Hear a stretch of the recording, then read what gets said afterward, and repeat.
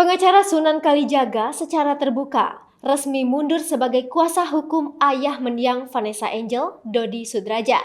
Dia bersama rekannya, Eri Kartanegara, resmi mencabut surat kuasa dari Dodi Sudrajat mulai Selasa 28 Desember 2021. Pertanggal hari ini, Selasa 28 Desember 2021, saya, Kantor Hukum Sunan Kalijaga dan rekan, bersama rekan saya Pak Eri Kartanegara, sudah menyatakan tadi untuk mengundurkan diri dari kuasa yang sudah diberikan, atau kami mencabut kuasa dari apa yang kami dapatkan dari Bapak Dodi Sudrajat.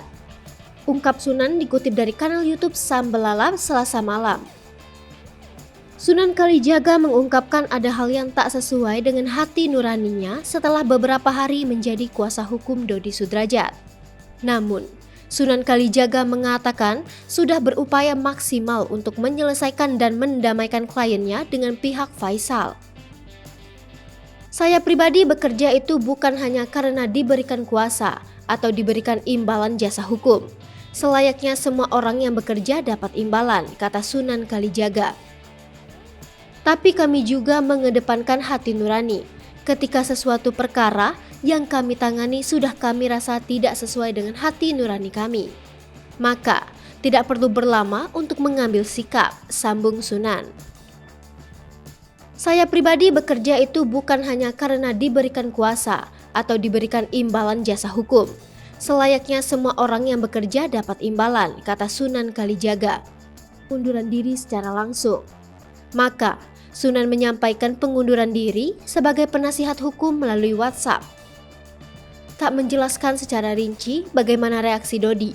Sunan hanya mengatakan Dodi menanggapi keputusannya itu dengan baik. Selanjutnya, Sunan Kalijaga akan mengirimkan surat pengunduran diri secara resmi ke kantor Milano Lubis selaku pengacara yang selama ini menemani Dodi Sudrajat. Surat itu akan dikirimkan kepada kantor hukum Milano Lubis. Kemudian, Dodi Sudrajat membalas dengan ucapan terima kasih dan meminta maaf jika ada salah, sikap, dan perkataan. Dodi meminta maaf atas situasi yang tak nyaman bagi Sunan dan keluarga akibat jadi kuasa hukum. Dalam pesan singkat yang dikirimkannya kepada Sunan Kalijaga, Dodi Sudrajat mengucapkan terima kasih dan berharap tali silaturahmi antara mereka tetap terjalin. Dengan pengunduran diri itu, Sunan berharap Dodi dan Haji Faisal bisa menyelesaikan permasalahan mereka secara kekeluargaan demi kepentingan sang cucu Galaskai. Sunan Kalijaga sebelumnya bertemu dengan Faisal untuk meminta maaf dan membicarakan soal Galaskai Andriansyah.